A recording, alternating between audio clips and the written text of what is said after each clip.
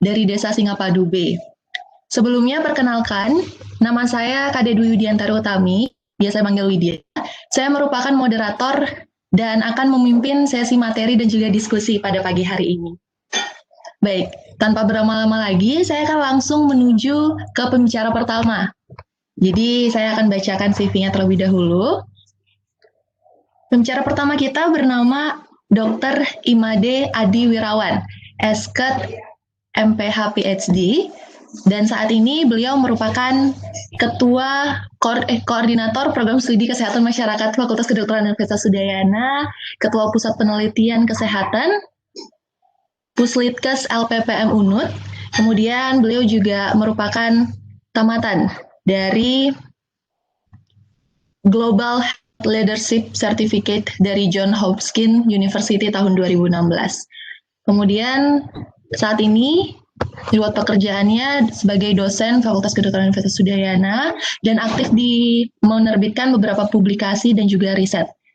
Dan riset terbaru yaitu mengenai tentang travel health surveillance dan information system at destination. Baik, jadi pada narasumber pertama kali ini, Dr. Adi akan menyampaikan materi seputar COVID-19 dan juga adaptasi kebiasaan baru. Dan Dr. Adi sudah ada di room Webex ini. Untuk itu saya langsung persilahkan kepada narasumber kita yaitu Dr. Adi. Silakan Dr. Adi untuk menyampaikan materinya.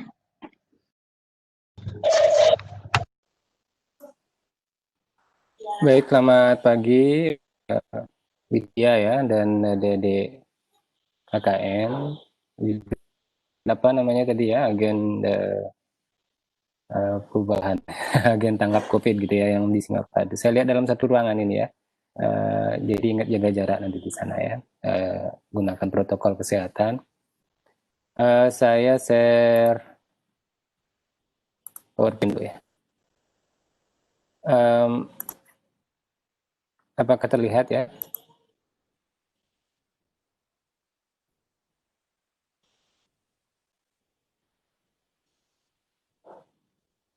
Terlihat ya? Baik, kita akan berdiskusi tentang seluk-beluk dari COVID-19. Mungkin adik-adik sekalian sudah kebanjiran informasi ya tentang COVID-19 ini. Kemudian beberapa hari terakhir juga mendengar istilah tentang the new normal yang diganti dengan adaptasi kebiasaan baru. Dan juga istilah PHBS ini juga sudah sejak lama kita dengarkan ya. Kita sudah program ini sudah berjalan dari sejak lama oleh Kementerian Kesehatan dan mungkin dalam beberapa bulan terakhir ini karena pandemi jadi perilaku hidup bersih dan sehat digalakkan lebih giat lagi gitu. Hari ini kita akan berdiskusi tentang sekilas COVID-19 supaya pencegahannya seperti apa dan isu-isu kesehatan masyarakat dan juga PHBS. Seperti namanya ya, mungkin adik-adik juga semua sudah pernah mendengar kenapa disebut dengan COVID-19, Coronavirus Disease 2019, satu penyakit virus corona, ya, Vico atau Vina, ya silakan kalau nama Indonesianya disingkat. Nah itu pertama kali 2019 akhir Wuhan, Tiongkok, kemudian menyebar ke seluruh dunia.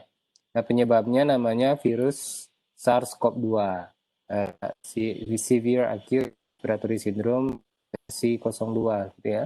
Karena yang versi 01-nya itu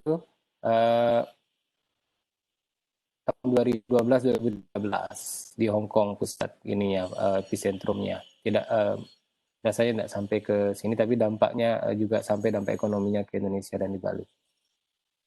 Kemudian adik-adik juga mungkin mendengar istilah pandemi dan epidemi ya. Jadi epidemi itu istilah ilmiah untuk wabah atau outbreak ya dalam bahasa Inggris. Jadi kalau terjadi di suatu tempat, di suatu wilayah geografis tertentu disebut dengan epidemi. Kemudian epidemi ini menyebar ke seluruh dunia. Kalau syarat definisinya itu biasanya lebih dari satu benua yang terdampak. Itu disebut dengan istilah pandemi. Ya. Kemudian ada juga mungkin istilah endemis, pernah didengar ya, endemis atau endemik. Endemi itu kalau penyakitnya sudah ada secara rutin di tempat kita. Misalnya yang sekarang endemi di Bali adalah penyakit demam berdarah misalnya ya, demam berdarah dengue itu endemis ya, endemi karena setiap tahun bulan-bulan tertentu biasanya dari Maret, April, Mei, nah itu puncak kasusnya di sana. Penyakit-penyakit yang selalu muncul sudah menjadi langganan itu menjadi disebut dengan endemis. Nah, ada besar kemungkinan juga penyakit-penyakit baru yang baru muncul itu menimbulkan pandemi seluruh dunia dan selanjutnya akan menetap menjadi endemi. Itu sering terjadi seperti itu polanya.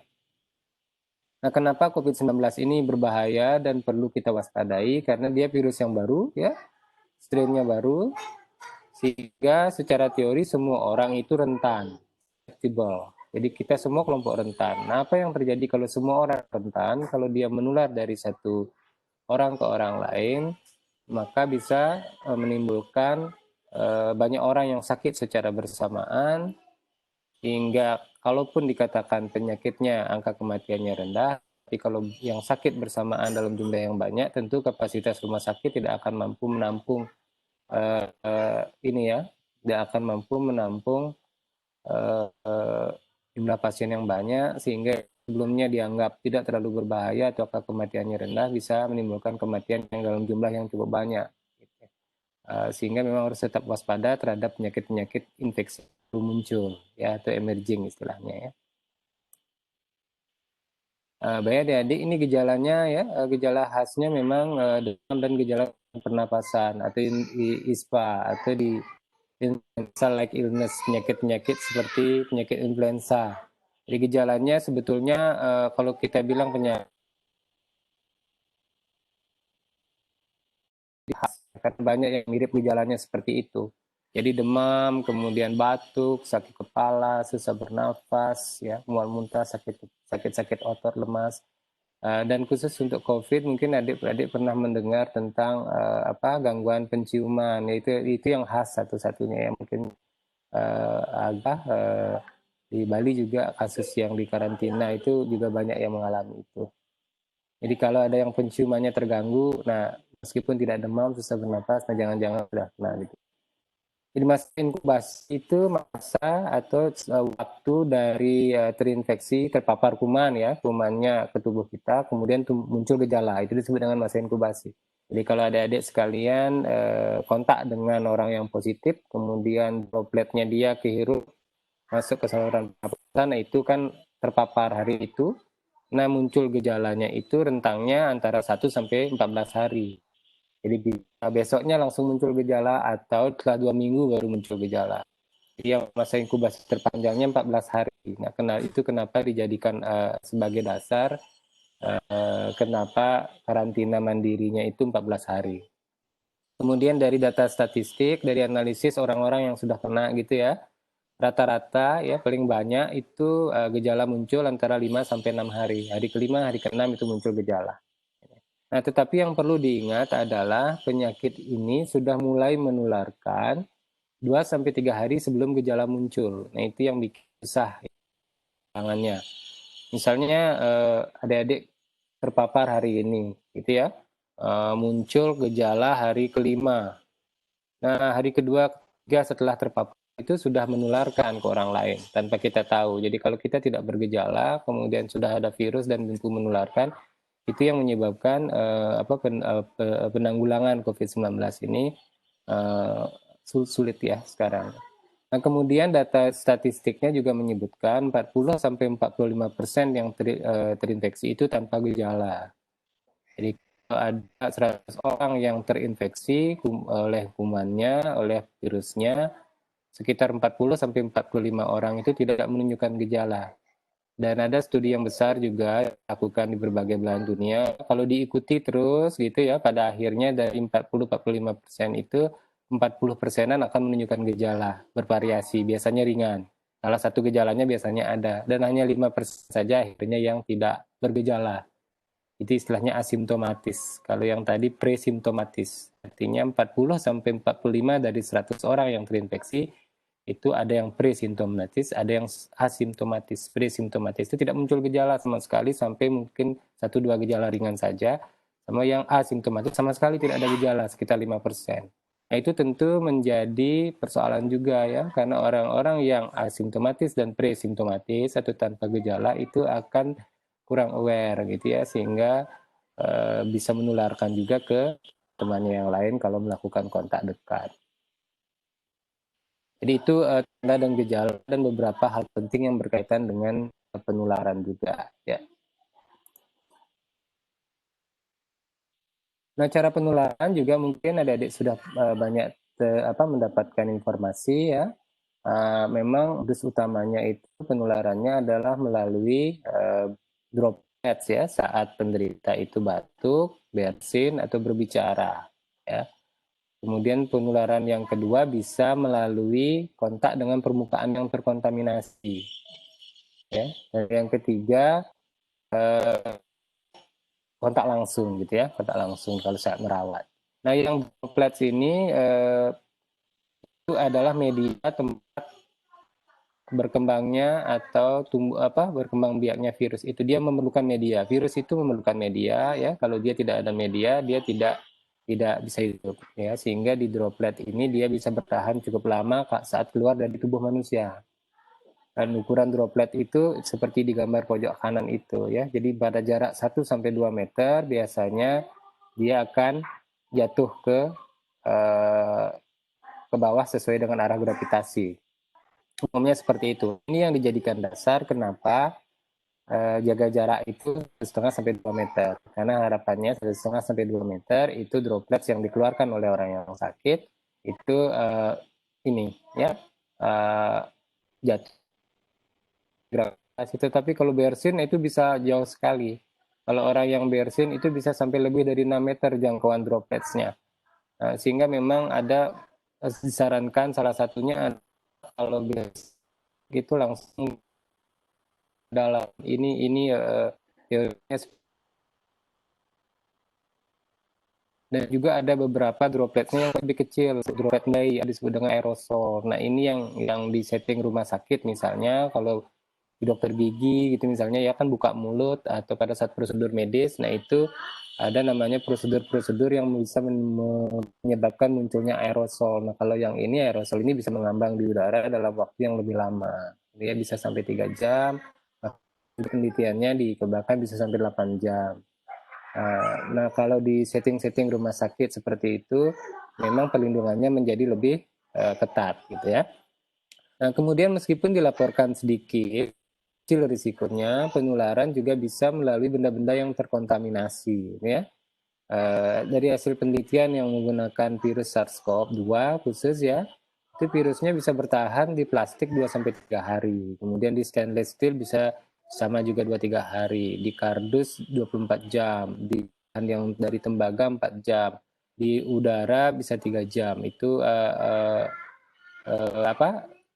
menggunakan percobaan sih sebetulnya ya, tetapi kelemahan dari penelitian ini memang tidak lihat seberapa apakah virusnya masih hidup dan masih mampu menularkan, itu tidak sulit dilakukan, tidak ada data itu, tetapi kita harus tetap waspada. Jadi dengan lamanya bertahan virus di tempat-tempat seperti permukaan ini, maka kemungkinan penularan juga ada meskipun kecil. Kalau yang kontak erat sudah pasti ya, jabat tangan, cium pipi, berpelukan. Nah, itu memang tidak disarankan selama masa pandemi ini, kecuali dengan orang dekat ya, dengan keluarga inti ya.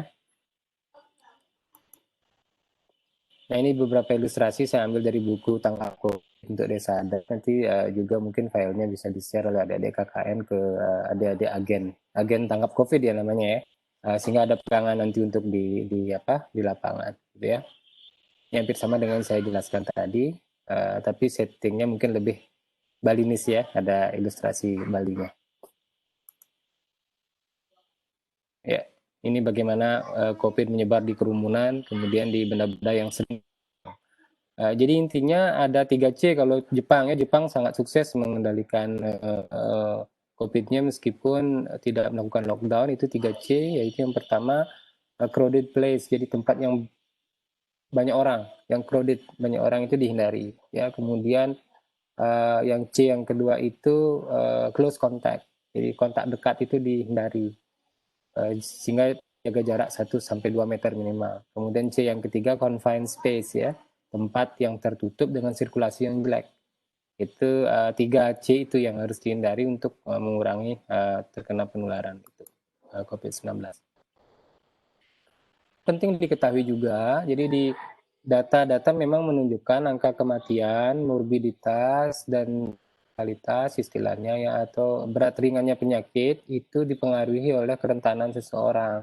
Jadi semakin rentan kelompok tersebut kalau terinfeksi, maka dia bisa lebih berat gejalanya bahkan menimbulkan kematian.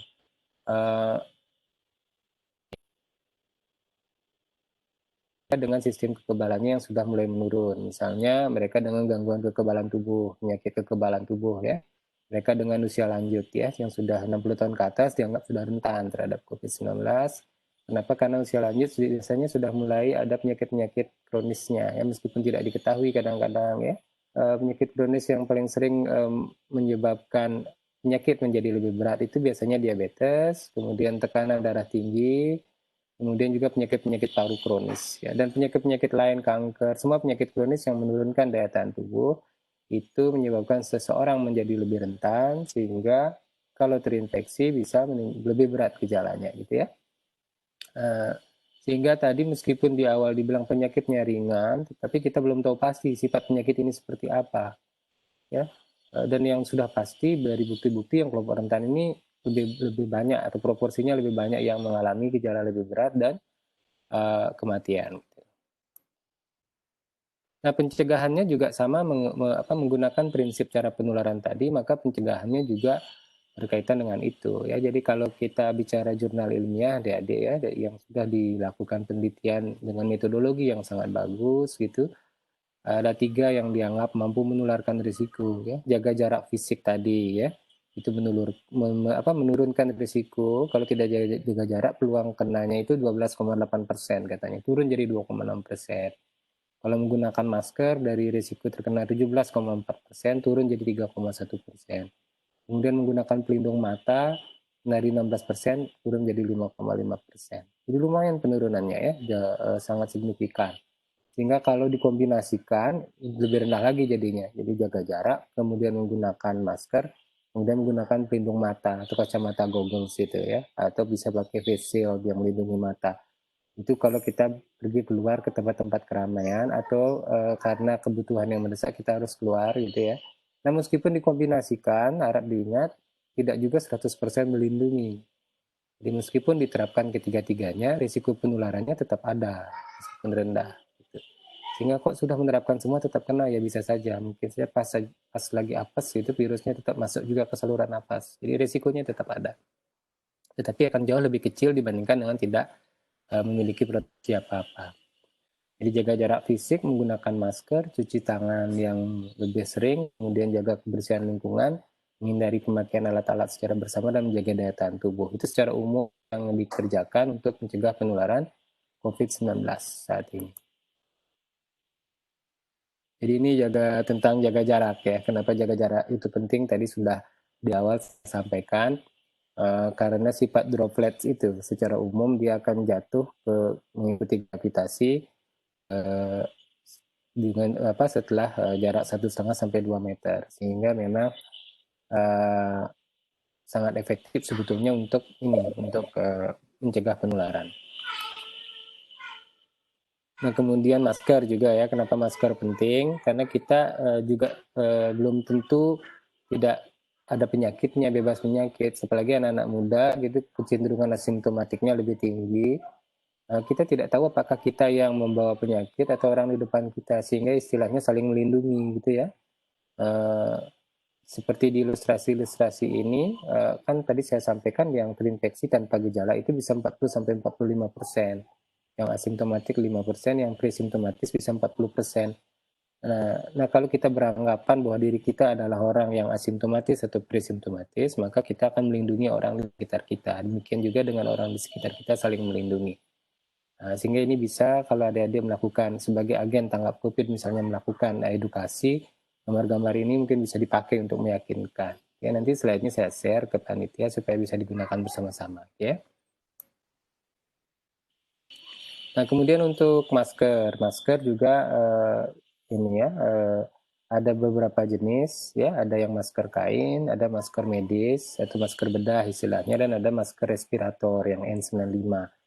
Jadi masker medis dan masker bedah itu yang warnanya ini ya hijau ini ya biasanya umum, tapi sekarang bervariasi warnanya. Ini ada yang N95 itu untuk tenaga medis ya.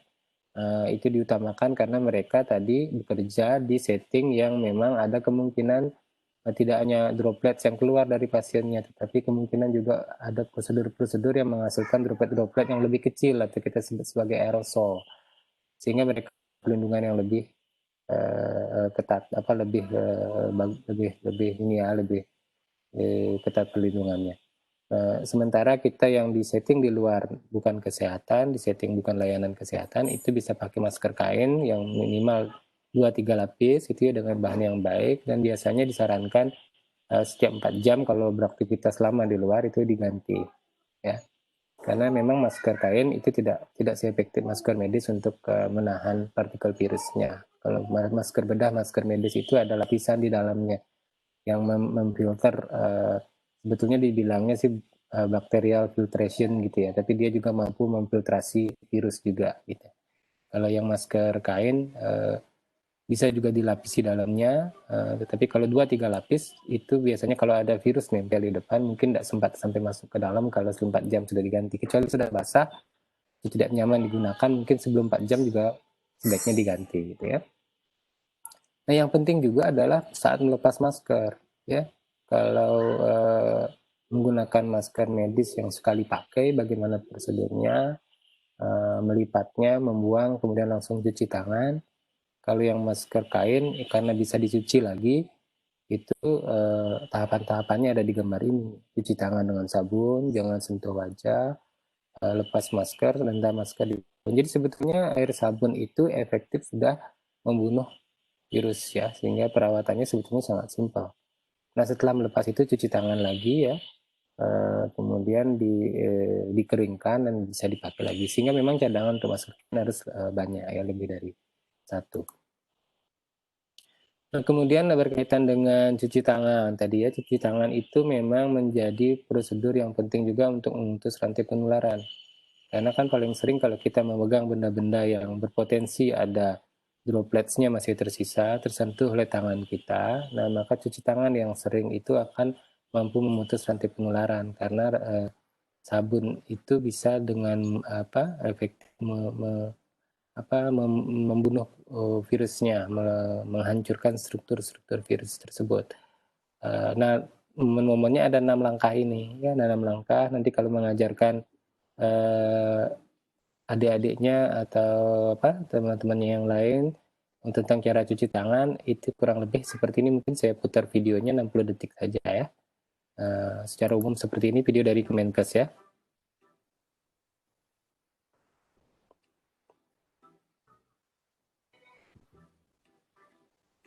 Jadi dibasahi tangan dulu, kemudian gosok sabun pada telapak tangan, diusap dengan tangan arah memutar gitu ya, sehingga bagian telapak tangan kena. Kemudian habis itu punggung tangan ya, secara bergantian. Kemudian yang ketiga sela-sela jari ya, hingga bersih. Nah, setelah itu baru ke ujung jari ya, kunci ya, kanan kiri. Nah, yang memang baru saja dan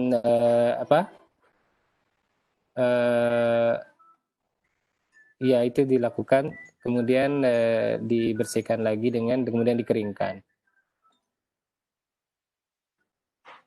Nah kalau langkah-langkah itu sulit dihafalkan, setidaknya memang mencuci tangan minimal 20 detik itu sudah ini ya. Ada juga yang mempermudah ya, 20 detik cuci tangan dengan air mengalir dan sabun dianggap sudah cukup gitu. Tapi kalau bisa mengikuti 6 momen cuci tangan ini yang lebih baik lagi ya. Sorry. Nah kemudian sanitizer. Jadi hand sanitizer ini alternatif ya, yang paling bagus adalah cuci tangan. Kenapa? Karena kan lebih bersih, kemudian lebih mudah ya. Tapi memang harus ada tempat cuci tangannya ya. Ada tempat cuci hand sanitizer. Ini hand sanitizer ini ada antiseptiknya ya. Jadi ada alkohol 60% minimal ya. Dan kalau tidak ada hand sanitizer, paling minimal misalnya ada tisu basah yang ada antiseptiknya juga boleh gitu ya. Sehingga peluang untuk droplets yang kita sentuh itu dan kita sentuhkan lagi ke wajah kita itu menjadi lebih kecil ya. Sehingga memang ada instruksi tangan kita bersih, kita habis megang apa misalnya belanja ke supermarket, kita bawa dorongannya itu ya, trolinya, kemudian kita pegang gagangnya, kita kan nggak tahu gagangnya siapa yang baru tadi megang, apakah masih ada droplet yang ada virus yang masih hidupnya di situ. Nah itu jangan menyentuh wajah dulu sebelum tangannya dibersihkan dengan hand sanitizer. Ya. Dan tetap diingat batuk bersin gunakan tisu atau di bagian dalam. Kemudian penting untuk menghindari pemakaian alat bersama ini terutama untuk yang di karantina dan diisolasi gitu ya. Jika demam, batuk, pilek, bersin jangan berbagi barang-barang bersama. Peralatan makan, hand jangan dipindah tangankan. Kemudian yang kalau di tempat-tempat bersama itu ya seperti di yang melakukan pelayanan masih ya yang perlu tanda tangan, kemudian pulpennya berpindah-pindah ya. Kantornya misalnya buka, separuh pekerjanya ada yang masih buka, itu mungkin yang keyboardnya, teleponnya harus secara rutin dibersihkan. Kemudian prosedur saat meninggalkan rumah dan saat pulang ke rumah juga, ya sebetulnya agak ribet kalau diikuti ya, tetapi memang itulah perlindungan yang optimal yang bisa kita lakukan, sehingga memang lebih baik di rumah aja gitu ya. Makanya instruksinya di rumah aja, karena kalau kita mengikuti protokol ini kan benar-benar ini ya ribet sebetulnya, tetapi mengurangi risiko terkena. Jadi saat meninggalkan rumah apa yang perlu diperhatikan, termasuk pada saat pulang apa yang perlu diperhatikan. Ya, jadi tidak langsung berinteraksi dengan keluarga dekat ya. Mandi dulu, bersihkan badan, barang-barang pribadi dibersihkan, baru kemudian berinteraksi dengan anggota keluarga yang lain. Kemudian jaga daya tahan tubuh, nanti Dokter Ria akan lebih banyak menjelaskan tentang gizi ya, gizi ya.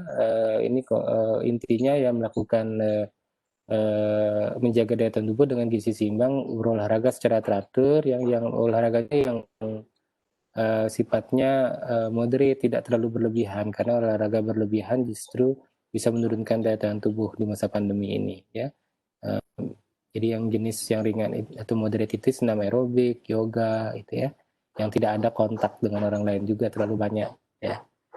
Dan juga ada saran mungkin berjemur di bawah sinar matahari jam 8 sampai jam 10 pagi. Jadi sekitar jam 9 jam 10 itu ultraviolet B itu sudah mulai tembus ke atmosfer dan cukup ideal untuk membangkitkan vitamin D yang D3 yang ada di dalam tubuh kita.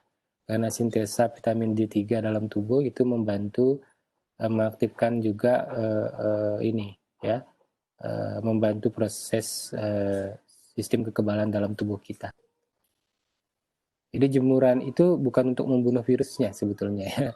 Karena kalau virus sudah masuk ke dalam tubuh sudah membiak di dalam tubuh. Jadi sinar mataharinya tidak bisa membunuh virusnya. Jadi manfaatnya adalah lebih ke pembentukan vitamin D3. Ya. Tapi kalau setelah jam 10 itu sudah UV ultraviolet lebih berbahaya dibandingkan dengan manfaat D3-nya karena bisa ada efek radiasi. Jadi jangan pada saat matahari terik melakukan ini jemuran. Kemudian tanggal COVID, adik-adik sekalian juga nanti mungkin akan ditanyakan ini istilah-istilah. Jadi dulu kan ada istilah ODP, PDP, kemudian OTG gitu ya. Sekarang sudah diganti lagi, ada istilah suspek, ada istilah kontak erat, ada istilah probable, ada istilah konfirmasi. Jadi konfirmasi itu yang sudah positif dengan pemeriksaan swab ya atau PCR.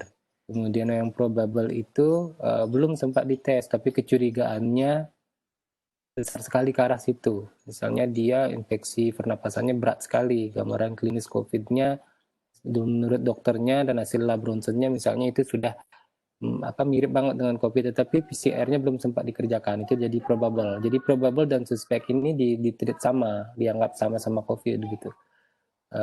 Kemudian kontak erat itu yang memiliki riwayat kontak dengan kasus kedua tadi, kasus probable maupun kasus suspek.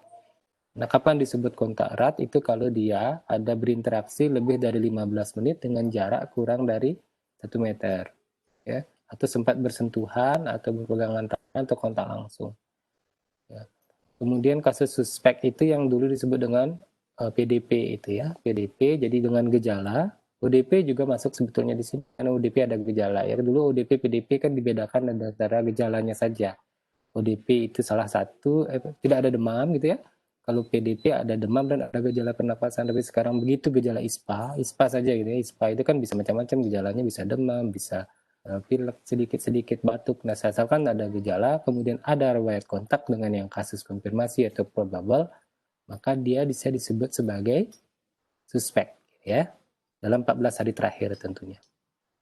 Termasuk riwayat perjalanan juga ya, karena kita semua sekarang kan sudah termasuk transmisi lokal, mungkin perjalanan ke wilayah transmisi lokal itu menjadi tidak terlalu gini untuk kita di Bali ya. Begitu di Bali karena udah daerah transmisi lokal ya, begitu ada yang ISPA itu sebetulnya sudah masuk PDP jadinya. Sehingga memang kalau pemerintah cukup banyak punya sumber daya, kemampuan tesnya bagus, yang influenza like illness, yang penyakit-penyakit mirip influenza saat ini harusnya semua di swab ya, kalau mau positif rate-nya menurun gitu, artinya upayanya bisa ke situ arahnya dengan pengelompokan yang baru ini. Nah, mungkin perlu juga adik-adik tahu tentang penanganan warga yang terdampak COVID-19 ya. Jika kalau ada yang anggota keluarga di suatu, sekarang kan kalau yang prosedur yang terbaru, protap yang terbaru, kalau positif kemudian gejala tidak bergejala atau gejalanya ringan gitu ya, itu kan tempat karantina isolasinya berbeda ya. Kemudian kalau dia kontak erat tanpa gejala juga tidak di swab tetapi di karantina mandiri. Dan kalau ada yang di karantina mandiri gitu misalnya, itu apa saja yang harus dilakukan bisa lihat di skema ini mungkin ya. Jadi kita sebagai warga masyarakat harus memberi dukungan dengan tetap menjaga jarak, menerapkan protokol kesehatan. Jadi tidak boleh dikucilkan karena ini kan penyakit tidak perlu distigmatisasi istilahnya ya, karena siapa saja bisa terkena. Jadi karena kita semua susceptible atau rentan. Nah, jadi kalau ada yang muncul gejala dan harus dirawat di rumah misalnya untuk isolasinya, dan rumahnya misalnya setelah dari asesmen mampu untuk melakukan isolasi mandiri, itu anggota keluarga itu wajib dipisah dengan anggota keluarga yang lain. Kemudian menggunakan masker ya dengan baik, kemudian buka jendela dengan sabun, kemudian sekali pakai gitu ya, dan kemudian tidak gunakan sarung tangan untuk memegang benda-benda yang disentuh oleh anggota keluarga yang sakit. Jadi sarung tangan ini penting untuk kalau ada orang yang merawat langsung ya. Sehingga memang kalau perawatan di rumah ini harus mempertimbangkan hal-hal ini. Jadi kalau hal ini tidak bisa dikerjakan, mungkin sebaiknya tidak di rumah, minta bantuan dari satgasnya untuk mencarikan tempat isolasi supaya bisa dipisahkan dengan anggota keluarga yang lain. Karena tidak semua keluarga dan rumah tangga mampu melakukan. Ya harus dinilai kemampuannya dalam mungkin kalau kamar saja tidak punya kan tidak bisa melakukan. Ya termasuk lainnya, termasuk memantau juga status kesehatannya muncul. Jadi saling bersama-sama membantu satgas misalnya adik-adik agen ini nanti misalnya gitu ya. Nah, kemudian berkaitan dengan lingkungan ya, kenyataan lingkungan di mana nanti bukan karena juga ada kemungkinan yang tadi itu, ada kemungkinan dropletnya tersisa atau menempel di benda-benda yang sering digunakan bersama. Sehingga memang upaya disinfeksi itu atau melakukan penyemprotan, melakukan pembersihan itu harus terfokus ya. Kalau nyemprot lingkungan, nyemprot jalan, nyemprot tembok itu tidak ada gunanya sebetulnya ya. Nyemprot semak-semak apalagi ya, itu kan selain tidak ada manfaatnya juga berbahaya untuk lingkungan karena disinfektan itu kan ada bahan kimianya. Itu yang mungkin nanti adik-adik bisa pelan-pelan ya, jadi komunikasikan dengan baik kalau masih ada yang karena kan pemahaman kita tidak semua sama gitu ya. Jadi dikomunikasikan dengan desanya kalau masih ada praktek yang seperti itu mungkin didiskusikan. Itu tidak secara teori virusnya tidak akan ada di situ gitu ya, dan menyemprot lingkungan dengan bahan disinfektan secara rutin seperti itu pada daerah yang tidak diperlukan itu berbahaya untuk lingkungan. Sehingga fokusnya memang kepada benda-benda yang sering disentuh bersama. Ya, kelar lampu, tuas toilet, gagang pintu kalau di perkantoran ya. Kalau tempat-tempat bersama di pertokoan misalnya tempat yang masih buka ya. Kemudian di gayung, di keran, di pegangan lemari, meja, kulkas, intinya di ses atau dinilai tempat yang sering dipegang bersama. Pegangan ini juga ya, pegangan tangga juga sering ya. Kalau yang ruangan bertingkat ada liftnya di daerah perkotaan, tombol lift menjadi sumber penularan seperti SARS tahun 2012 ya di Hong Kong itu banyak klaster dari tombol lift itu ya. Nah ini ada juga bagaimana cara membuat disinfektan secara sederhana ya. Mungkin sekarang sudah banyak yang ahli ya pembuatan disinfektan ini. Jadi adik-adik juga harus tahu juga bagaimana konsepnya. Menggunakan bahan-bahan yang ada di pasaran saat ini, ada pemutih, ada macam-macam ya. Bagaimana mencampurkannya dan seperti apa dan apa kecipratan atau terkena ininya ya bahan-bahan tersebut. Karena penting juga keselamatan dan kesehatan kita semua untuk meskipun dalam menyiapkan ini. Nah, kemudian pasar tradisional itu penting juga diperhatikan karena kan beberapa minggu terakhir klaster pasar banyak ya di Bangli, Pasar Kidul saya tahu itu ada beberapa yang ini ya yang positif setelah dilakukan pemeriksaan. Di Pasar Badung juga ya di luar Bali juga beberapa klaster pasar banyak sehingga sangat hati-hati sekali di pasar sehingga bisa berkoordinasi dengan desa ada dengan pengelola desa gitu ya untuk menerapkan protokol di pasar ini. Jaga jarak antar pembeli, kemudian jaga jarak antar lapak, ya, kemudian prosedur-prosedur cuci tangan dan lain sebagainya itu diterapkan dan juga dikontrol dengan baik.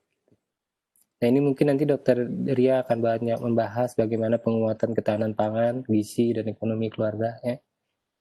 Saya sampaikan juga di sini bagaimana membuat kebun berdaya. Kebun ini tujuannya untuk resilience atau daya tahan kita menghadapi pandemi ini. Ini harus kreatif gitu ya.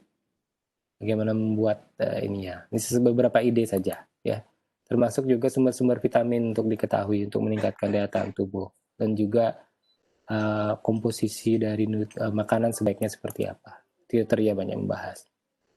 Kemudian yang penting adalah adik-adik sebagai agen COVID-19 serem namanya ya agen COVID ya itu harus ini ya meningkatkan literasi artinya meningkatkan pengetahuan tentang COVID-19 dan berusaha untuk mengajak masyarakat di sekitar kita mengurangi stigma bahwa penyakit ini bukan penyakit kutukan atau penyakit seperti AIDS gitu karena perilaku gitu sering AIDS pun sekarang kan jangan di stigma gitu karena kan tidak semua penderita HIV AIDS itu tertular karena perilakunya. Jadi banyak juga yang ditularkan ke ibu hamil, kepada anaknya dan lain sebagainya.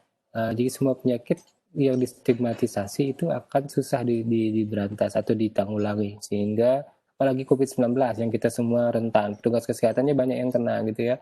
Presiden pun ada kena di beberapa negara. Ya, kemudian wali kota, pemimpin-pemimpin, ya profesor-profesor, ya dekan Fakultas Kedokteran di Makassar misalnya juga bisa kena meskipun di kesehatan. Jadi semua bisa kena ya, sehingga tidak perlu ada stigma.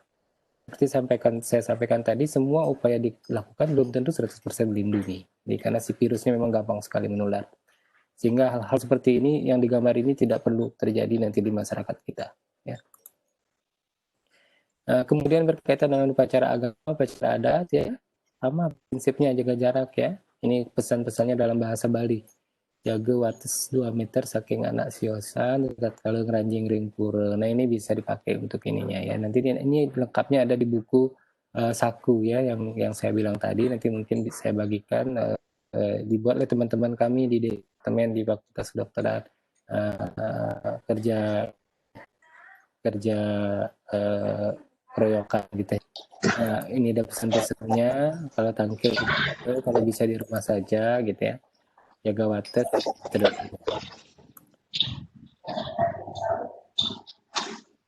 Mohon maaf Dokter Adi, untuk waktunya lagi 5 menit. Iya, ini sudah mau berakhir. Kemudian untuk adaptasi kebiasaan baru ya, memang saat ini kita tidak tahu kita berada di kurva yang mana gitu. Ini kurva klasik dari kurva epidemi atau kurva wabah namanya adik-adik sekalian. Sudah sering melihat di televisi. Kebiasaan baru atau adaptasi kebiasaan baru atau the new normal itu memang sebaiknya diterapkan setelah kasus harian itu menurun drastis. Biasanya menurun lebih dari 2/3 dari kasus harian puncak. Nah, kasus harian puncaknya kita tidak tahu di mana gitu ya. Ini belum kelihatan. Mungkin kita berada di sini kah atau di sini. Nah, sehingga sebetulnya belum tepat penerapannya sekarang meskipun karena terlalu lama gitu ya, akhirnya dimulai juga dan mudah-mudahan ya kita minggu-minggu lewati fase puncaknya gitu ya kalau kita lihat ininya. Nah, kenapa disebut new normal ini? Kalau ditanya kenapa sih itu new normal oleh masyarakat sekitarnya, dulu kita beranggapan normal, kemudian ada wabah menjadi abnormal. Kita melakukan penyesuaian-penyesuaian. Sehingga dengan penyesuaian dan adaptasi kebiasaan baru itu terjadilah new normal dan nanti akan menjadi sesuatu yang lebih baik lagi, adaptasi kebiasaan baru yang lebih baik. Nah, tetapi ini akan efektif kalau diterapkan di saat yang tepat. Di saat dimana yang UIN kuning ini kita sudah berada di sini. Yaitu yang saat yang tepatnya. Kalau diterapkan lebih awal, maka upaya adaptasinya harus lebih ketat lagi. Upaya-upaya protokol kesehatannya harus lebih ketat. Ini sedikit data kita di Bali ya, kalau kita lihat kurva epideminya begini ya. Mungkin saja Bali puncaknya di sini ya. Mudah-mudahan ya kita sekarang menurun di sini. Kalau kita lihat ini angkanya ini udah mulai menurun. Tapi transmisi lokalnya sangat sedikit, sangat tinggi sekali.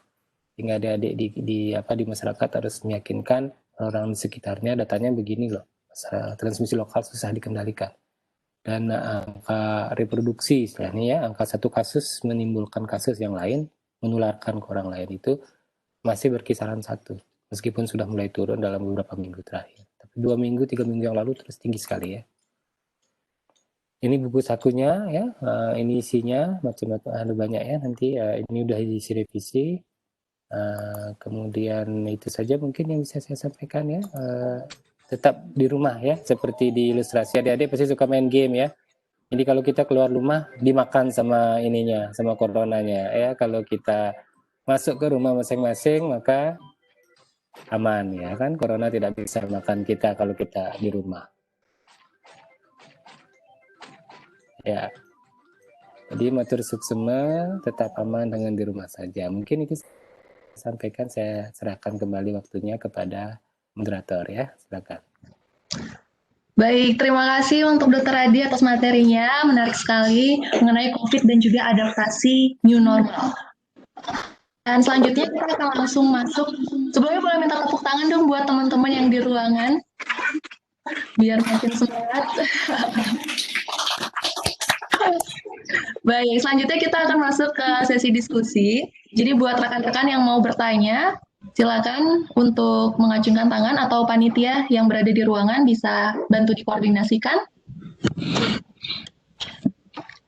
Tadi sudah banyak sekali Dr. Adi menyampaikan terkait dengan COVID-19, penularannya bagaimana, kemudian kelompok rentannya itu siapa aja sih yang bisa terkena COVID, dan juga gejalanya pasti lebih berat terjadi pada kelompok rentan tersebut.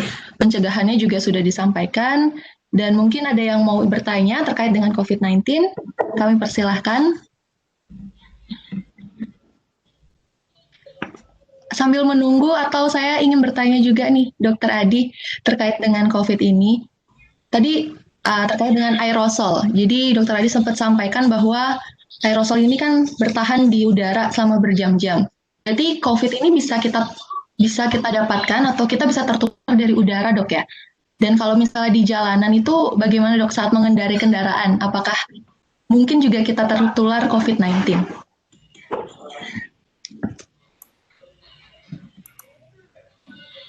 Baik, seperti yang saya sampaikan tadi ya, penularan melalui aerosol itu telah dilakukan analisis berdasarkan data-data yang sudah ada, belum cukup kuat untuk menyatakan seperti itu. Memang ada beberapa setting di rumah sakit di mana prosedurnya itu menyebabkan munculnya aerosol dari penderita. Tetapi kalau di luar rumah sakit itu belum terbukti. Jadi kemampuan dari droplets itu menjadi aerosol di udara itu berdasarkan percobaan terbatas yang terkontrol gitu. Jadi seperti dihembuskan begitu, kemudian dilihat berapa lama partikel virusnya ada di udara.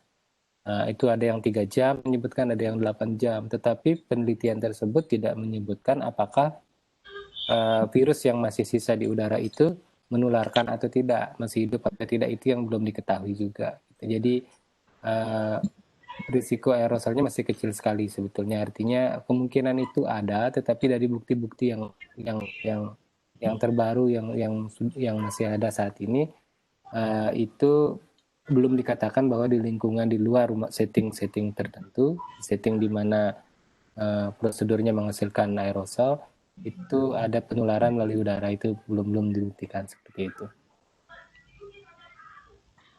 Baik, terima kasih Dokter Adi. Sekali lagi saya mau tanyakan untuk teman-teman yang di ruangan, apakah ada yang ingin bertanya? Kalau tidak ada, biar nanti saya lanjutkan langsung ke pembicara kedua kita, yaitu Dokter Ria. Mungkin salah satu panitianya bisa menyampaikan apakah ada atau tidak.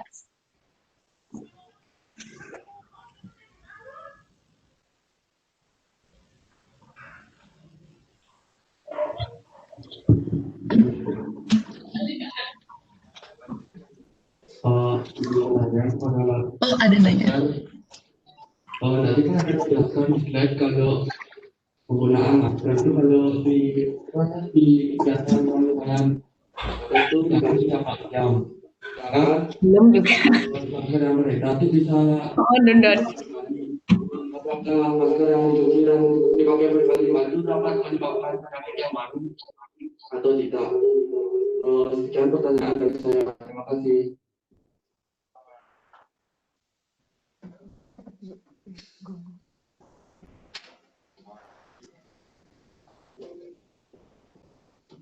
Bagaimana Dokter Adi, apakah pertanyaan cukup jelas didengar?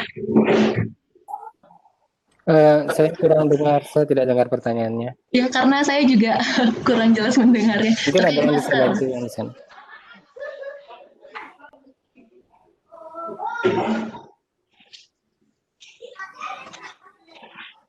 Saya tidak bisa dengar. Mungkin bisa disampaikan kembali. Terkait masker ya, berarti.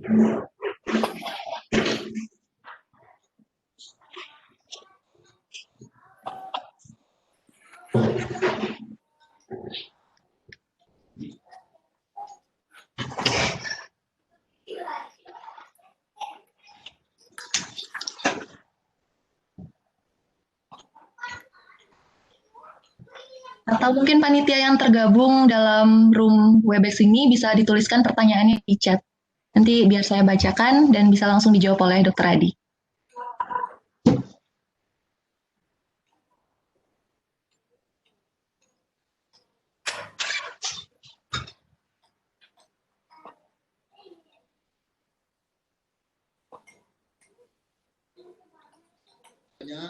Menurut Bapak, bagaimana cara mengantisipasi? Bapak, bagaimana caranya mengantisipasi terpapar COVID pada saat berlangsungnya acara menatah atau potong gigi yang dimana biasanya akan melibatkan orang banyak?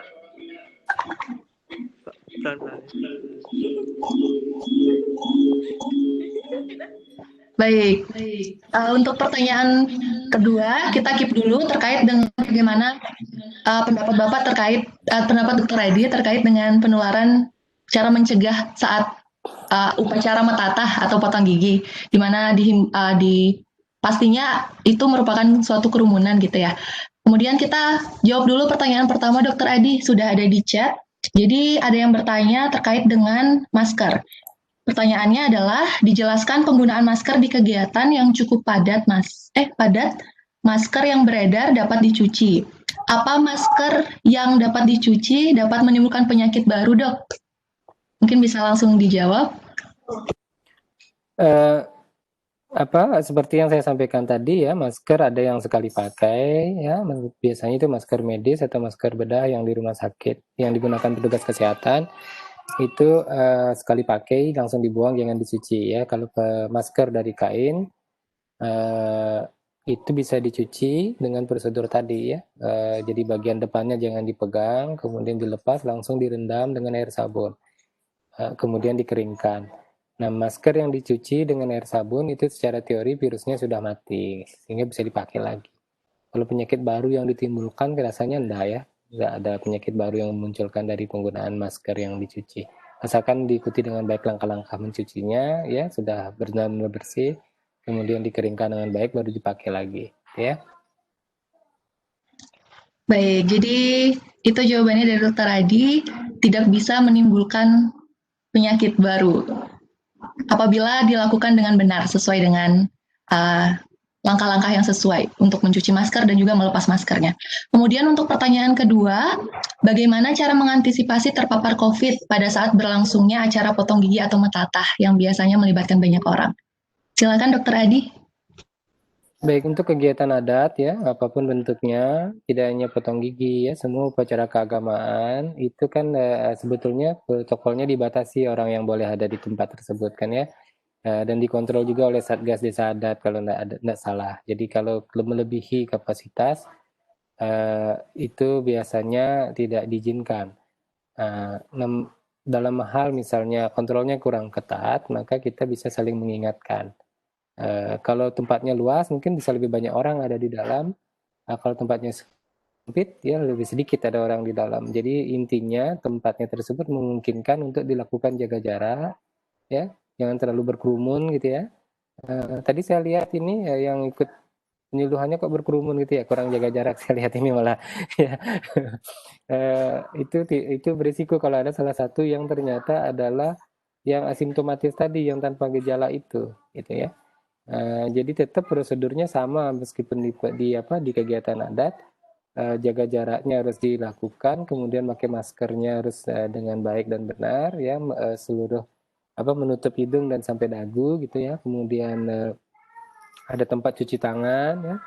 Dan kalau untuk kegiatan metatah, mesangih itu ya, nah itu kan termasuk aerosol generating procedure juga ya, jadi prosedur yang bisa menimbulkan aerosol sehingga dipastikan anak yang akan mengikuti metatah tersebut dalam keadaan sehat ya, mungkin dalam 14 hari terakhir tidak ada kontak atau tidak ada gejala infeksi saluran nafas atas ya atau influenza, sehingga kasihan nanti pemuka agamanya yang melakukan itu kalau menghirup aerosolnya, sehingga perlindungan pada yang mengerjakan itu juga penting. Jadi yang melakukan metatah mesangihnya itu juga harus pakai masker dengan baik, mungkin bisa pakai masker medis ya, karena ada risiko ini aerosol generating procedure di sana pada upacara. Jadi dipastikan yang melakukan kegiatan adat tersebut sehat, kemudian yang mengerjakan ininya juga memakai perlindungan yang lebih sesuai.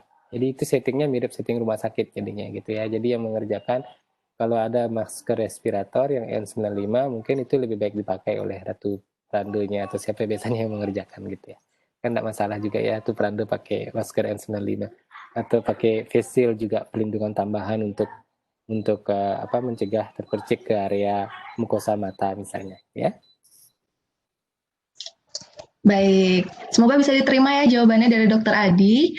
Jadi kita harus saling mengingatkan juga dan tetap menyesuaikan dengan lokasi, situasi, dan kondisi dengan menerapkan protokol kesehatan yang berlaku. Mungkin yang bertanya itu mau metatah ya? Nanti bisa dipikirkan untuk protokol kesehatannya bagaimana.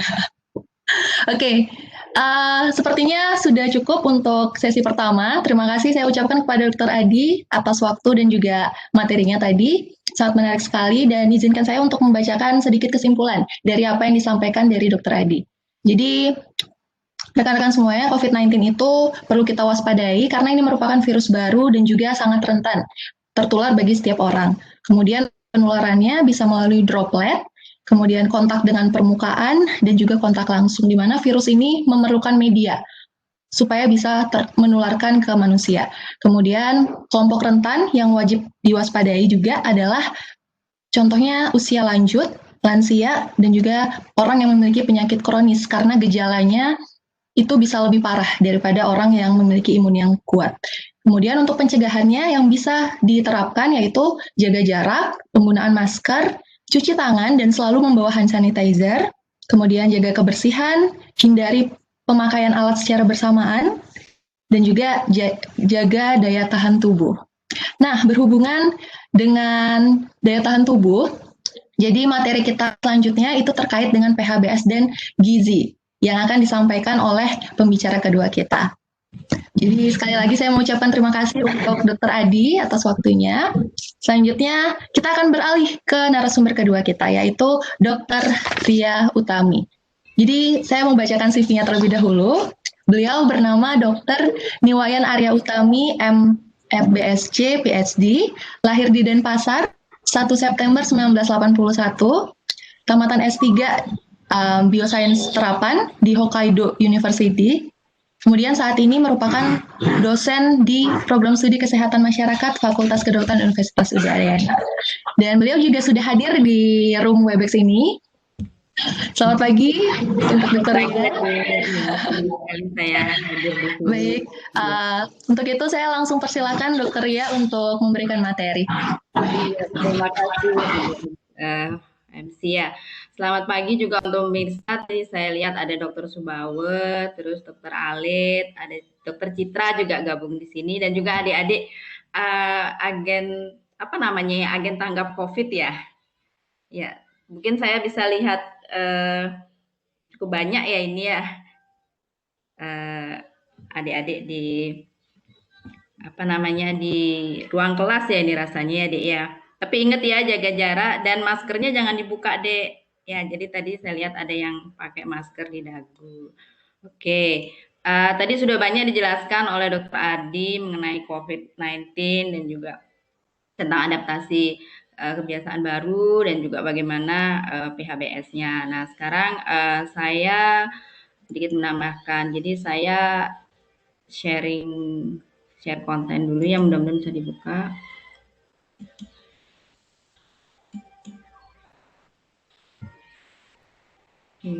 Apakah sudah terlihat sih?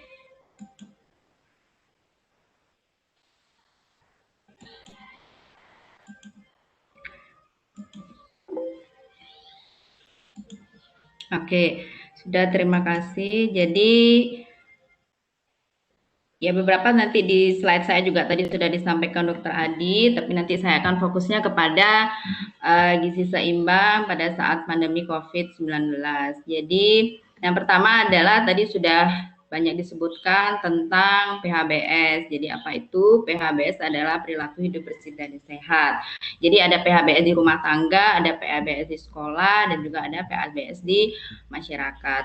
Jadi untuk yang terkait dengan COVID, yang banyak akan terkait dengan COVID tadi sudah disebutkan, yaitu masalah cuci tangan pakai sabun, terus makanan bergizi seimbang, aktivitas fisik. Namun ini jangan dilupakan ya Dik ya, jadi masalah juga penggunaan air bersih, terus penyehatan lingkungan, sekarang juga kita masih endemis ya, demam berdarah masih ada, jadi itu juga jangan dilupakan, terus penggunaan jamban, tidak merokok. Nah, untuk yang 3 di atas ini berhubungan dengan kesehatan ibu dan anak. Satu yang akan masuk pentingnya dijaga adalah tentang memberikan ASI eksklusif. Jadi yang lainnya adalah pertolongan persalinan oleh tenaga kesehatan dan juga pemantauan tumbuh kembang anak balita itu secara teratur melalui posyandu. Walaupun sekarang posyandu sudah saya rasa masih di beberapa daerah belum jalan, akan tetapi ada beberapa juga yang jadi ibu-ibu kader datang ke rumah-rumah dengan protokol kesehatan. Nah, ini beberapa infografis. Jadi slide ini jadi sumbernya dari banyak saya ambil juga dari promkes.kemkes.go.id dan juga dari buku saku COVID-19 yang dikeluarkan oleh Departemen Kesehatan Masyarakat dan Kedokteran Pencegahan. Nah, ini adalah infografis dari jaga diri dengan keluarga Anda dari virus corona dengan germas. Jadi mirip-mirip ya PHBS dengan germas. Nah, ini juga caranya adalah tadi juga sudah disebutkan oleh Dr. Adi. Jadi makan dengan gizi seimbang, rajin olahraga, dan istirahat cukup. Nah, cuci tangan pakai sabun, gunakan masker, jaga jarak, tidak merokok, jaga kebersihan lingkungan, minum air putih 8 gelas per hari, makan makanan yang dimasak dengan baik, terus jika ada gejala ataupun kontak ya silahkan memeriksakan diri, terus dan terakhir adalah jangan lupa berdoa. Mohon maaf, dokter ya. Ya, tidak jalan ya? Ya, untuk slide-nya tidak jalan, jadi kami tidak bisa melihat isi dari slide-nya. Mungkin bisa diulang atau bagaimana? Oke, saya ulang ya sharingnya ya.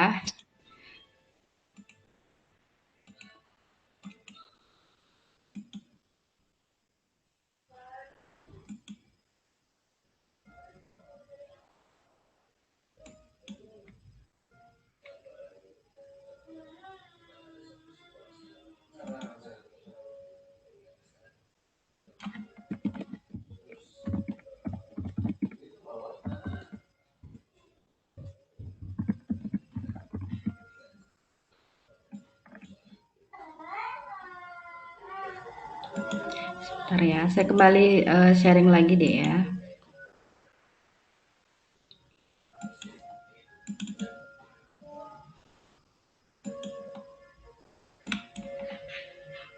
Oke, yang ini sudah terlihat?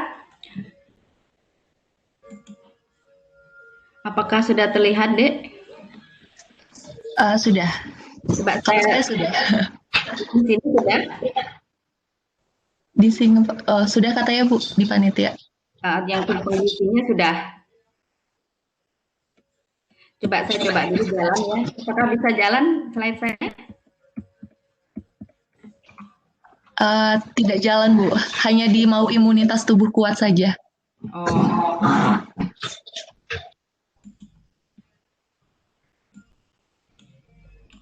Ya, ini sepertinya memang ada masalah untuk jalan. Slide-nya, oke.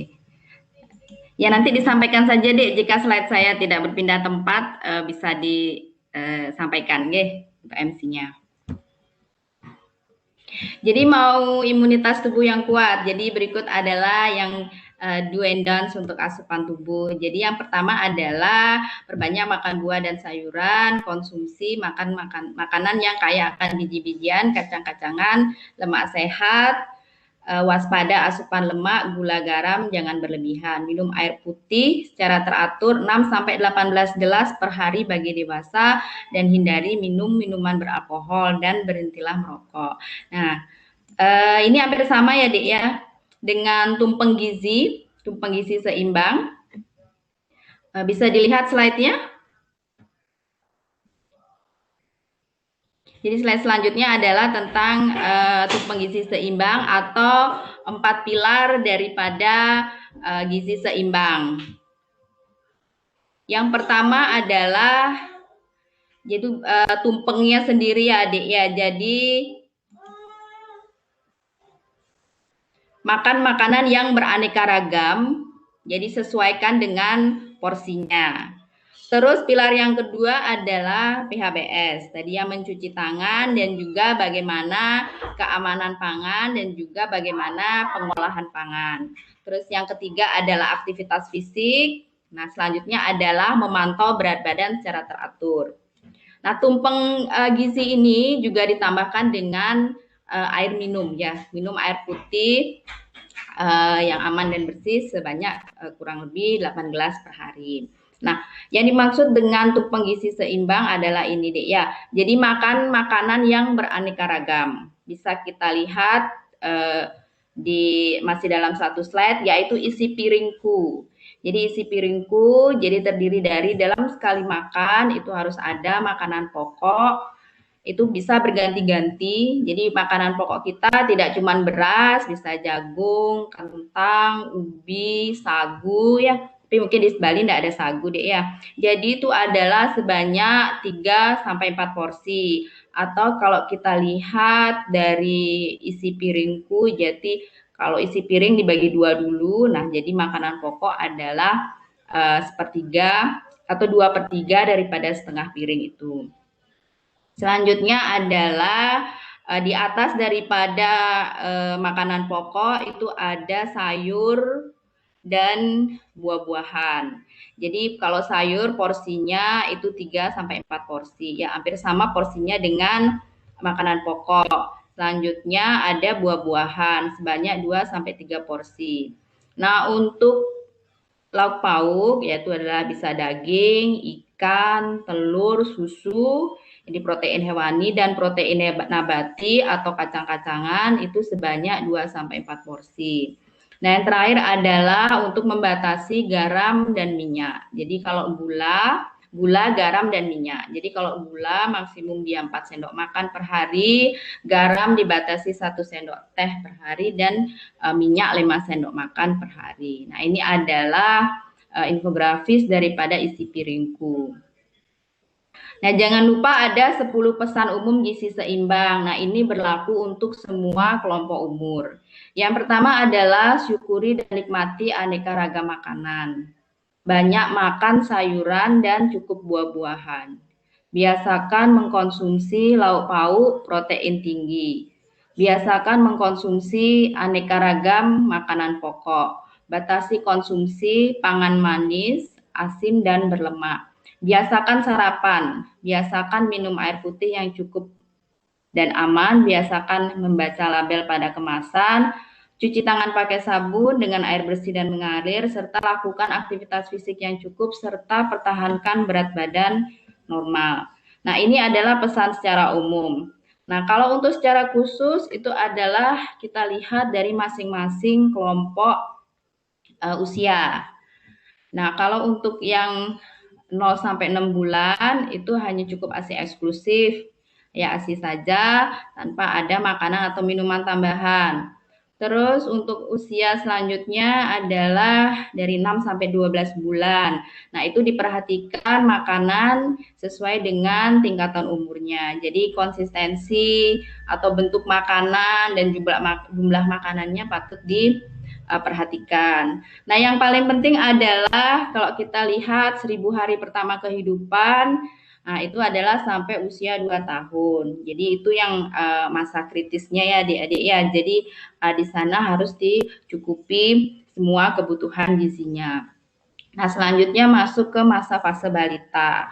Nah, tantangan di fase balita ini adalah anak-anak cenderung yang picky eater. Jadi dia pilih-pilih makanan. Jadi orang tua harus mampu untuk membuat variasi makanan. Nah, selanjutnya pada remaja, pada dewasa, dan juga pada lansia.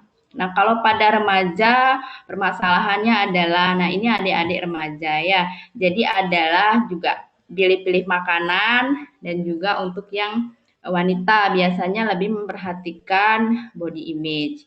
Nah, selanjutnya untuk dewasa. Nah, yang apalagi sekarang adalah banyak yang work from home. Jadi masalahnya adalah sedentary lifestyle atau kebanyakan kita tidak bergerak ya. Jadi seperti halnya hari ini mungkin sejam atau 2 jam kita di depan laptop. Jadi tanpa melakukan gerakan apa, maksudnya diam aja ya nonton, fokus sama screen. Nah, itu termasuk sedentary lifestyle. Nah, itu patut diperhatikan.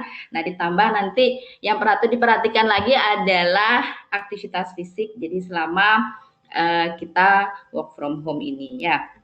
Nah, untuk selanjutnya adalah tahapan kelompok lansia. Nah, yang penting di sini adalah tadi juga sudah disebutkan oleh Dr. Adi. Jadi lansia ini adalah salah satu kelompok usia yang berisiko.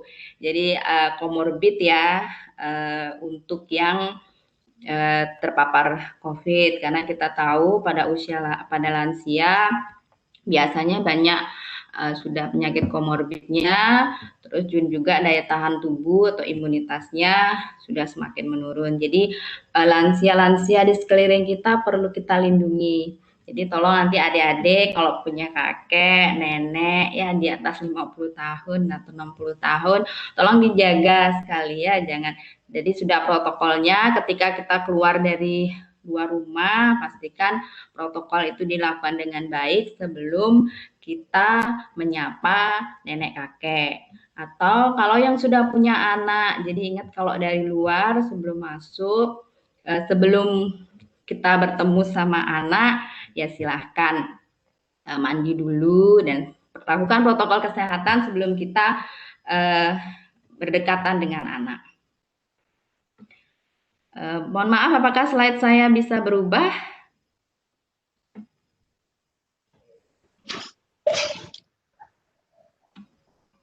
Di tampilan saya tidak, Bu. Masih di mana ininya? Masih di imunitas. Masih di tumpeng gizi seimbang. Gizi seimbang, oke. Berarti saya harus manual sharingnya ya. Saya stop sharing dulu.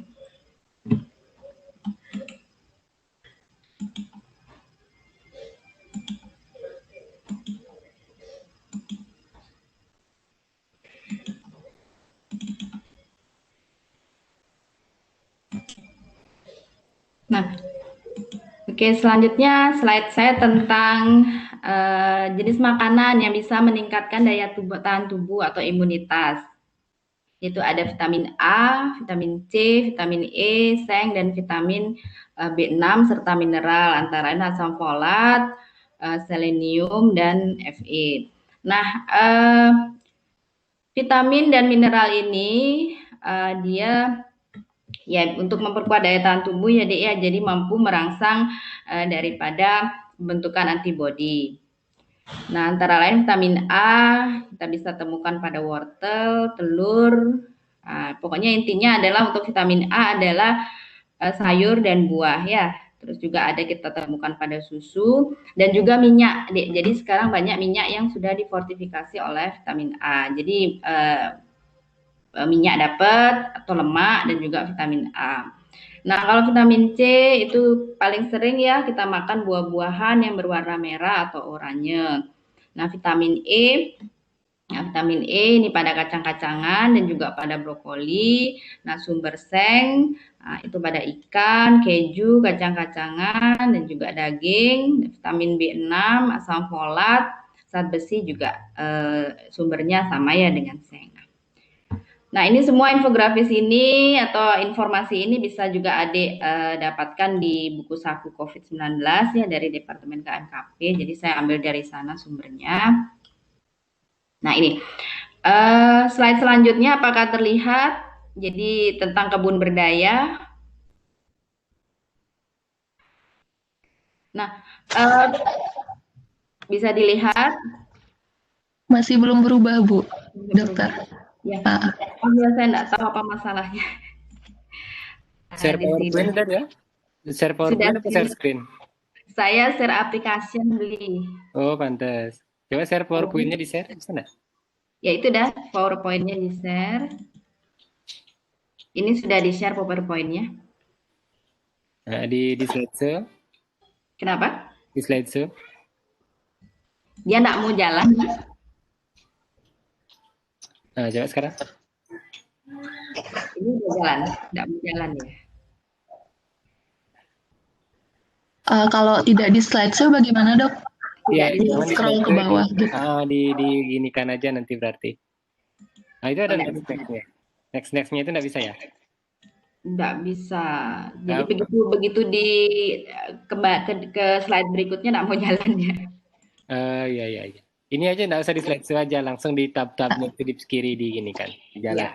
Nah. Oke, jadi saya lanjutkan ya, jadi nggak di slide dulu. Jadi tadi saya sebutkan, itu kalau makan bergizi seimbang. Kalau kita lihat sekarang kan ekonomi ya, jadi banyak yang dirumahkan gitu ya. Jadi bagaimana sebuah keluarga itu mampu untuk tetap menyediakan semua bahan pangan yang mengandung gizi. Jadi di sini adalah dengan memanfaatkan pekarangan. Jadi kita menanam sendiri. Di sini saya ngambil juga dari buku saku COVID, yaitu bisa lihat di Facebooknya ya sekalian.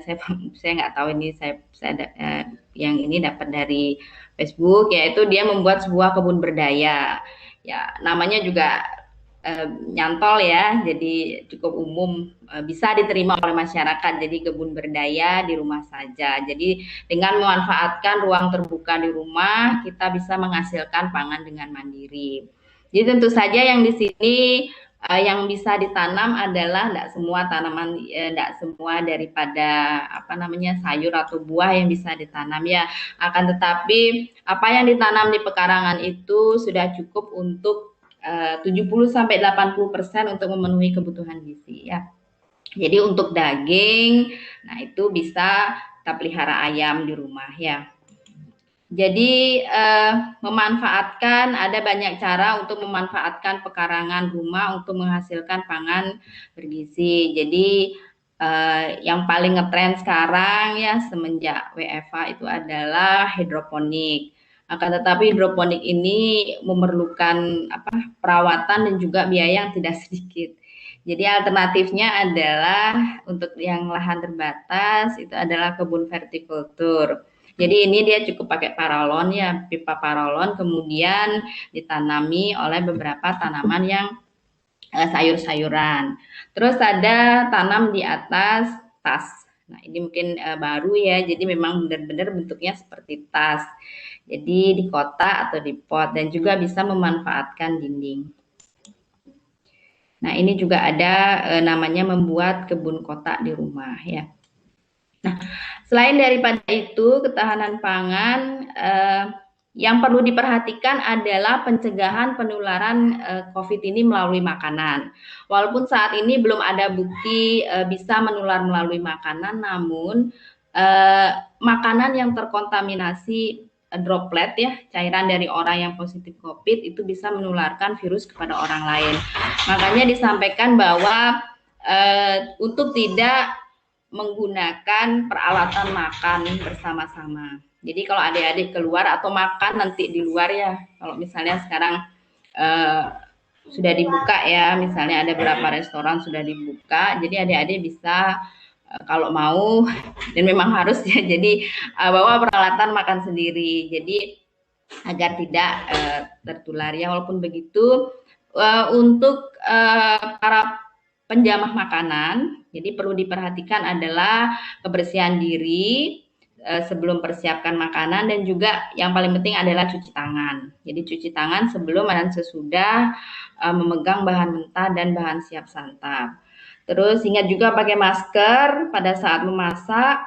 Terus masak makanan itu harus benar-benar matang. Nah ingat kalau kasusnya pertama kali ya yang disalahkan adalah daging ya. Jadi terutama untuk produk daging, jadi silahkan dimasak dengan matang. Jadi bukan hanya COVID saja, tetapi untuk yang penyakit lain, misalnya ada cacingan ya, banyak cacing kremi misalnya, dan juga cacing-cacing yang lain. Nah itu bisa juga kalau makanannya diolah dengan matang itu bisa mengurangi resiko. Terus jangan batuk atau bersin di dekat makanan. Kalau misalnya tidak pakai masker, kalau pakai masker ya bisa silakan karena sudah tertutup oleh masker ya. Bersihkan semua alat makan yang kontak langsung dengan makanan. Ya juga ingat tadi gunakan alat makan sendiri. Terus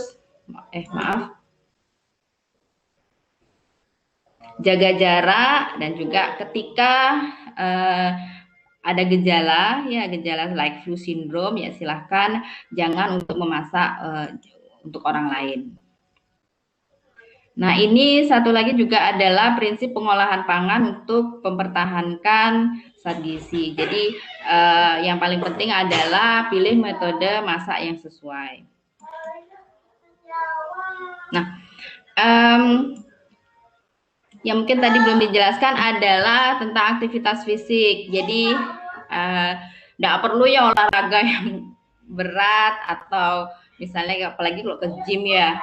Aktivitas fisik untuk menstimulasi fungsi imun tubuh ya, sehingga membuat tubuh sehat dan bugar. Jadi mungkin yang sederhana adalah yang menyapu, mengepel rumah. Jadi satu rumah silakan mumpung adik-adik di rumah aja, terus memasak, mencuci, nyiram bunga, berkebun. Nah kalau nyiram bunga berkebun ini juga selain kita aktivitas fisik juga lakukan hobi sehingga hilang stresnya ya. Kalau yang orang bilang juga stres itu bisa menurunkan imunitas tubuh. Jadi lakukan hobi, salah satunya adalah berkebun atau memasak juga hobi ya. Terus dulu yang cuci pakaian ya orang tuanya silakan, sekarang cuci sendiri. Naik turun tangga, terus musik, dansa, terus kalau yang sudah punya anak menyusun balok dengan anak, skipping, lari santai, terus yoga, angkat beban, senam atau sit up di rumah aja ya. Itu adalah aktivitas fisik yang ini tadi yang perlu dilakukan. Nah, untuk protokolnya sudah. Nah, ini yang terakhir adalah kalau adik-adik sekarang kan ada di kalau kita bilang agen tanggap COVID ya. Nah, sebaiknya dari surat Menteri Desa Transmigrasi dan Pembangunan Daerah Tertinggal itu kita sekarang punya ada namanya desa tanggap COVID ya, apalagi kalau di Bali kan setiap desa adat itu sudah mempunyai Satgas COVID. Jadi adik-adik, salah satu Satgas COVID itu kalau enggak salah si Pecalang, isi adik-adik juga ya dari ST itu masuk ke dalam Satgas COVID. Jadi bersama-sama dengan desa adat dan perangkatnya, jadi silahkan berkoordinasi terus menjalankan fungsinya sesuai dengan arahan. Terus adalah agen untuk mengkampanyekan pesan-pesan atau protokol-protokol tadi kesehatan.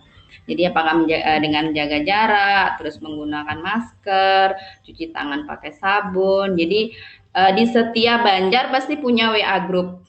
Jadi silahkan ada WA grup Banjar, ada WA grup kalau di saya ada WA grup Posyandu, ada WA grup Jumante. Jadi secara rutin bisa mengkampanyekan ini ya pesan-pesan yang bisa diambil dari misalnya tadi menyebarkan buku saku COVID boleh, terus membuat infografis dan infografis itu juga bisa ngambil dari COVID, jadi websitenya covid19.go.id, bisa juga dari Promkes, Kemkes.go.id ya. Terus mungkin adik-adik juga yang KKN ya, ini pasti sudah mendampingi proses instalasi CTPS. Jadi sarana cuci tangan pakai sabun dan juga penyemprotan disinfektan. Nah, yang terakhir adalah membantu distribusi logistik. Jadi masih tetap ya jika misalnya peduli sama tetangga. Jadi ketika ada sebuah keluarga yang kira-kira rentan terhadap atau rawan terhadap pangan. Nah, itu adik-adik bisa membantu menginformasikan kepada perangkat desa. Jadi siapa lagi yang akan memperhatikan tetangga sebelah kalau bukan Anda ya. Dan juga mencari bantuan. Jadi ini bantuan-bantuan bagi kelompok terdampak COVID bersama-sama dengan pihak pemberi bantuan. Nah, ini adalah referensi, nanti bisa adik buka-buka.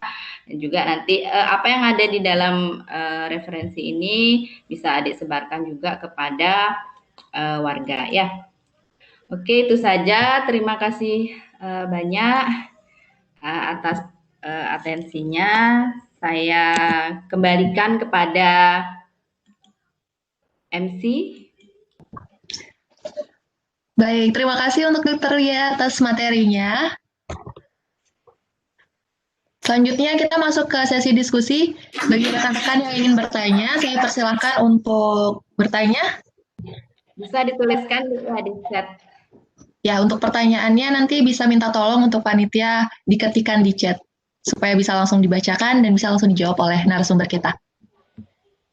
Jadi menarik sekali materi yang disampaikan oleh Dr. Ria, di mana di akhir ada pesan yang penting banget ya untuk agen tanggap COVID kita yang harus dilakukan, yaitu mengikuti kampanye, terus menjadi contoh, dan lain sebagainya. Bagaimana teman-teman, ada yang ingin bertanya?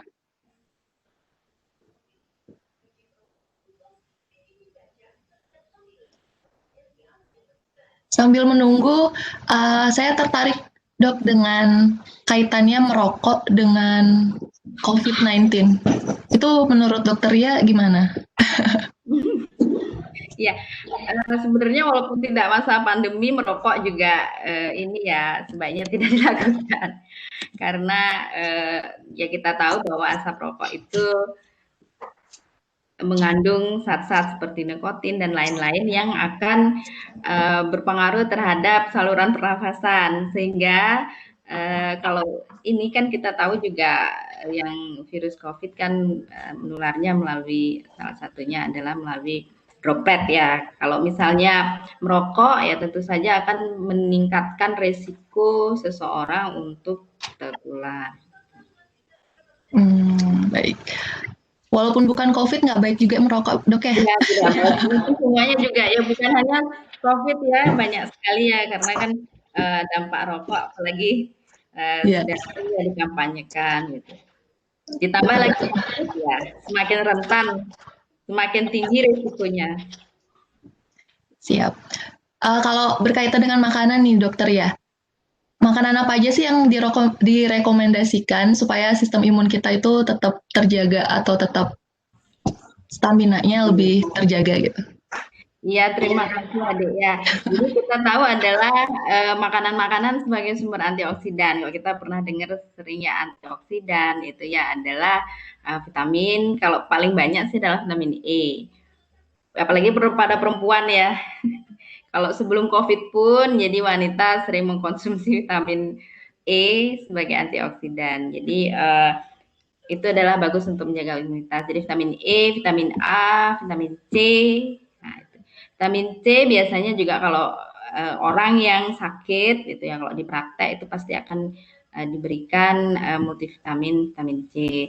Akan tetapi saran saya ya lebih baik kita ambil yang alami kalau masih bisa terpenuhi, kecuali memang kita merasa daya tahan tubuh sudah tidak bagus, saya bisa silakan dengan multivitamin.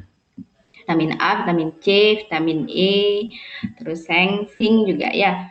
Kalau mau pakai yang multivitamin sih bisa ya, sudah semuanya isi.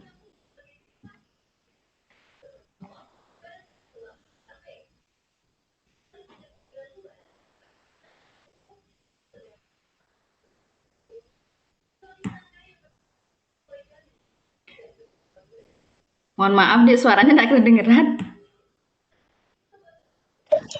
Oh ya, maaf, saya lupa unmute. Jadi gimana rekan-rekan? Ada yang ingin bertanya terkait dengan topik dan gizi yang dipaparkan oleh Dokter Ya? Silakan kami berikan kesempatan buat rekan-rekan yang ingin berdiskusi lebih lanjut.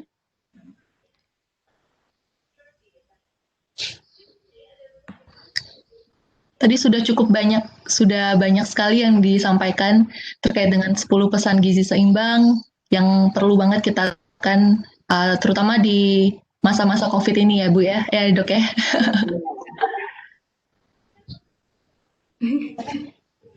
Dokter Subawa bertanya, bersepeda. Oh iya, ada pertanyaan. Dokter Subawa pesen sepedaan ke? Lagi booming sekarang bersepeda. Kalau menurut saya sepedaan disesuaikan dengan kondisi tubuh, karena nggak semua orang juga mempunyai daya tahan tubuh yang sama. Jadi kalau biasanya sih 30 menit ya, karena itu kan dengan MET yang tinggi ya, termasuk bersepeda. Tetapi yang perlu diperhatikan juga adalah sepedanya santai atau mengayuhnya kuat. Kan ada tuh yang berjejer itu di jalan ya. Nah, itu cukup itu kan cukup lambat. Nah, jadi kalau memang kayuhannya lambat, jadi kan durasinya diperpanjang. Akan tetapi kalau misalnya dia lebih cepat kayuhannya, berarti bisa durasinya diperpendek. Ya paling tidak kalau olahraga kan dibilang 30 menit saja cukup. Nah, itu jadi silahkan disesuaikan dengan kondisi tubuh masing-masing, Dok.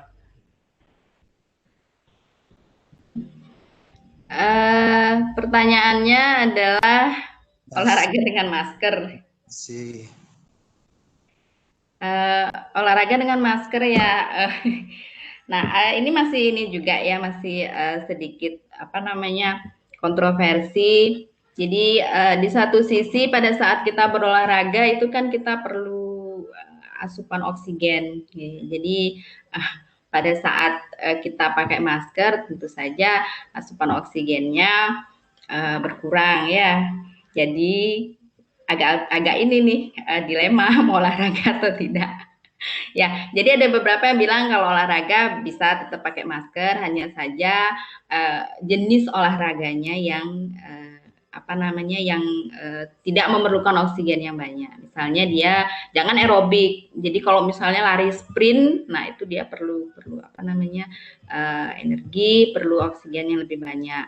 Nah, yang paling penting juga adalah saya tadi bilang adalah aktivitas fisik. Nah, olahraga kan aktivitas fisik kan tidak melulu adalah olahraga ya. Jadi bisa di rumah.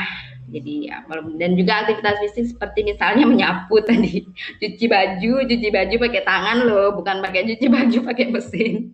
Itu lumayan loh, maksudnya bisa menguras, mengeluarkan energi.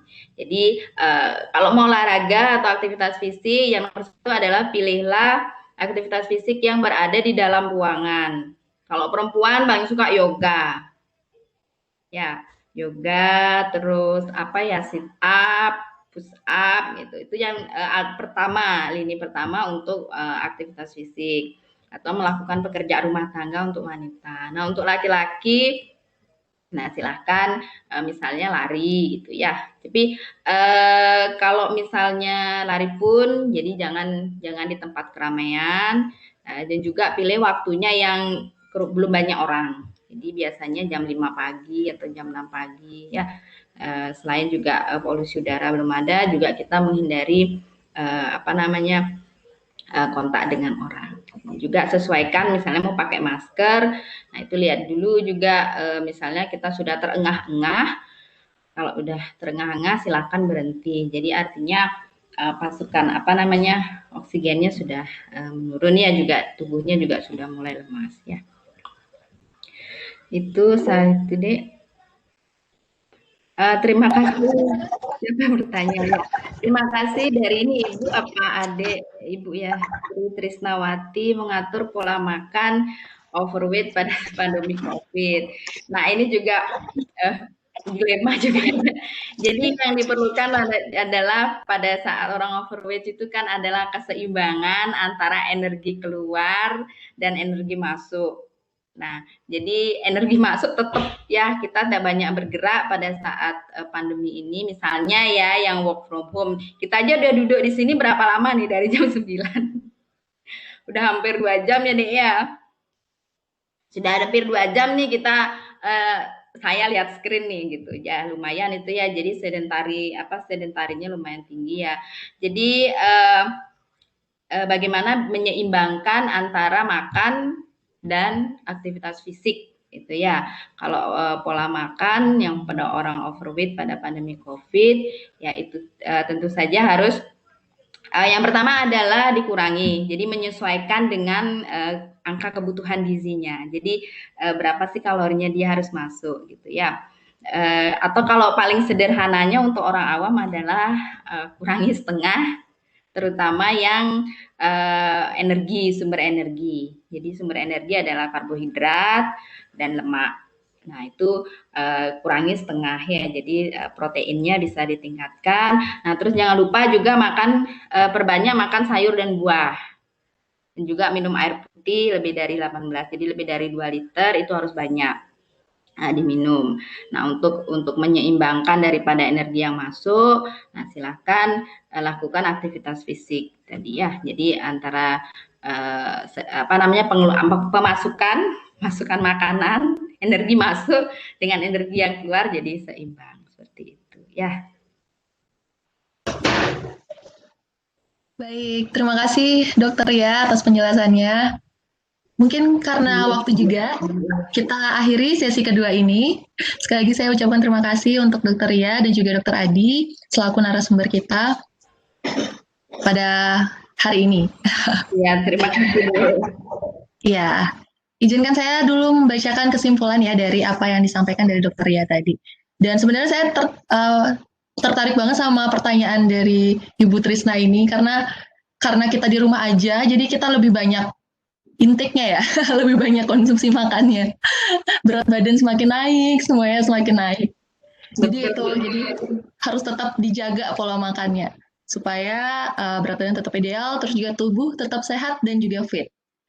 Baik, untuk kesimpulannya, jadi yang harus diperhatikan bagi teman-teman semua atau rekan-rekan peserta dari pelatihan agen tangkap COVID ini, yaitu kita harus menerapkan 10 pesan gizi seimbang, yaitu yang pertama, kita harus menikmati dan juga mengkonsumsi aneka ragam makanan, kemudian biasakan makan sayur dan buah, lauk pauk protein tinggi, kemudian konsumsi aneka ragam makanan pokok, tidak hanya nasi, bisa juga kentang dan lain sebagainya. Batasi konsumsi gula, garam, dan minyak. Kemudian biasakan sarapan, minum air putih yang cukup dan aman dan teratur.